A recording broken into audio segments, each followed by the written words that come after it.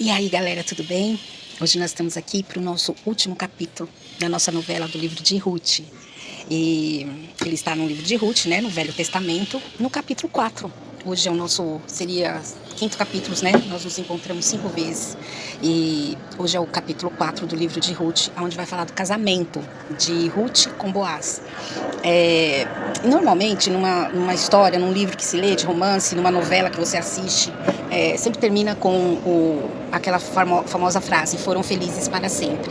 Então parece que ali se findou, terminou, né, alguma coisa, e foram felizes para sempre é o arremate final. Só que aqui a gente vai perceber que depois do casamento, que eles têm filhos, a história está apenas começando.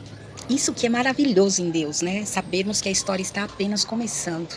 Tem tantas coisas para acontecer e a Bíblia fala assim que nós não temos nem noção daquilo que Deus preparou para nós, daquilo que Deus tem preparado para nós, que fala assim que nem subiu ao coração do homem, nem na sua mente ele pode imaginar o que Deus tem preparado. Então, eu quero que você... O lixeiro está passando, por isso esse barulho, né, gente? Então, que vocês vejam que quando nós caminhamos com Deus, o Espírito Santo nos dirige, só tem coisas boas. Deus nos surpreende, porque a gente sabe que nós passaremos por lutas, por aflições, né? Que como Noemi passou. Ela estava passando fome na sua cidade, teve que mudar para outro local, outras terras, ela, o marido e os seus 2 filhos. Aí eles morreram, nossa, né? Uma luta muito grande. Tanto é que ela fala que o nome dela seria Mara. Ela se tornou uma mulher amargosa, uma mulher amarga. E só que a gente nem imagina aquilo que Deus tem preparado para nós, né? Como se fosse aquele pássaro chamado Fênix, né? Que ele ressuscita das cinzas. Então Deus, ele é maravilhoso, Deus, ele é tremendo e ele tem um plano preparado para as nossas vidas. E aqui está falando então no capítulo 4, que como no vídeo anterior, Noemi falando, né? Noemi fala assim para Ruth, que para ela ficar sossegada, porque Boaz não ficaria sossegado até resolver aquele assunto naquele dia. Então tenha isso em mente, aquele assunto seria resolvido naquele dia. O que aconteceu? Naquela época, as cidades não eram assim como nos dias de hoje, de prédios, de construções maravilhosas, de casas luxuosas, de mansões, enfim, não era. A cidade, ela era rodeada por muralhas, havia aqueles portões enormes, que se dizia as portas da cidade. Quando você ia de uma cidade para outra, você passava por esses portões eram abertos no período da manhã e eram fechados à noite, para que ninguém de fora, ou ladrões, enfim, era fechado esses portões durante a noite e abertos durante o dia.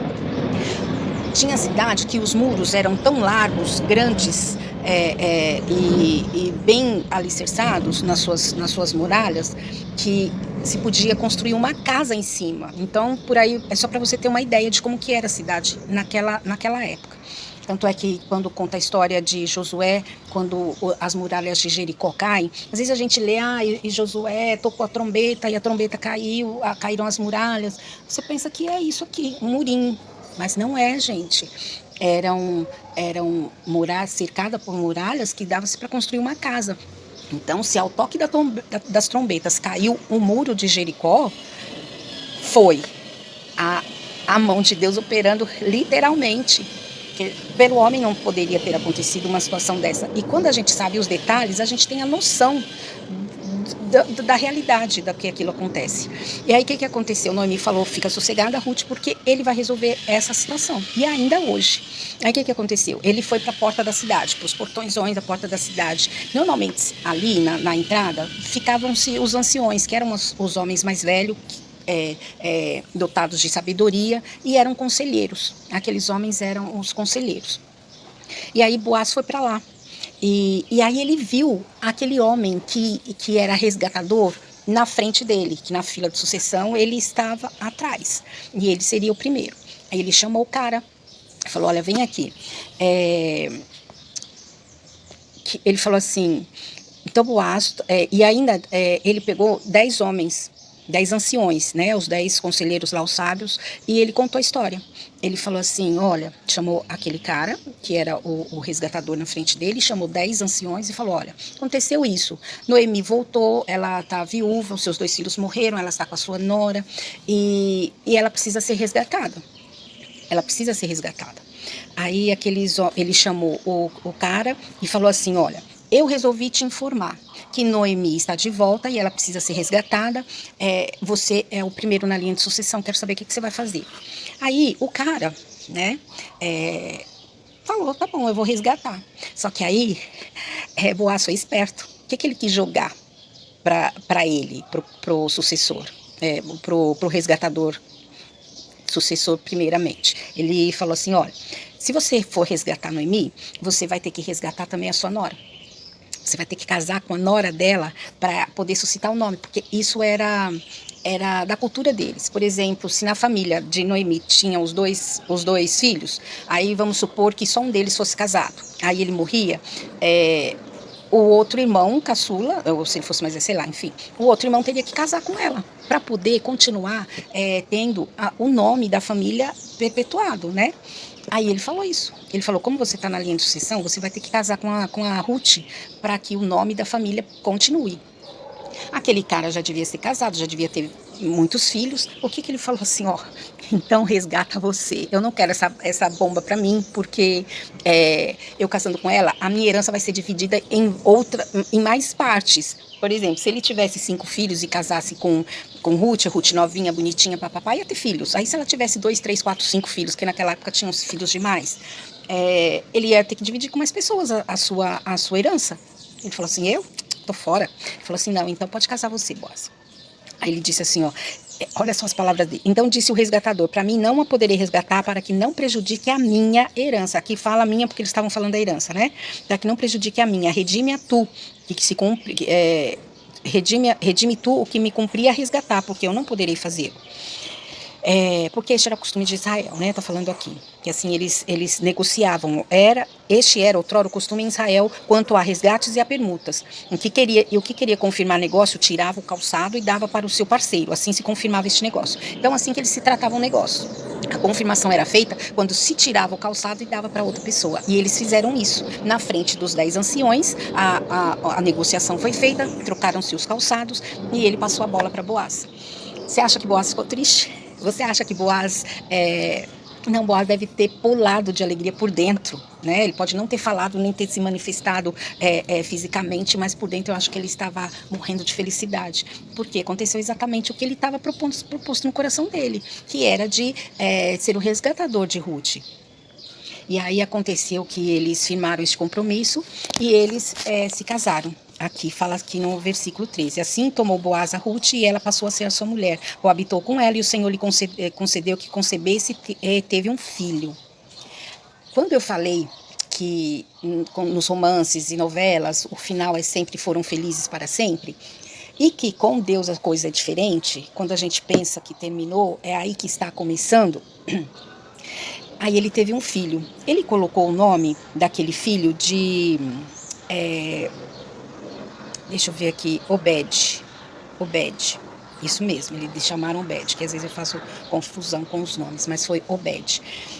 E aí, o que aconteceu? Noemi, a sogra, normalmente fala assim, né, tudo de mal é da sogra. A minha sogra é uma víbora, enfim, né, isso é aqui, que a gente brinca muito com a questão da sogra, né?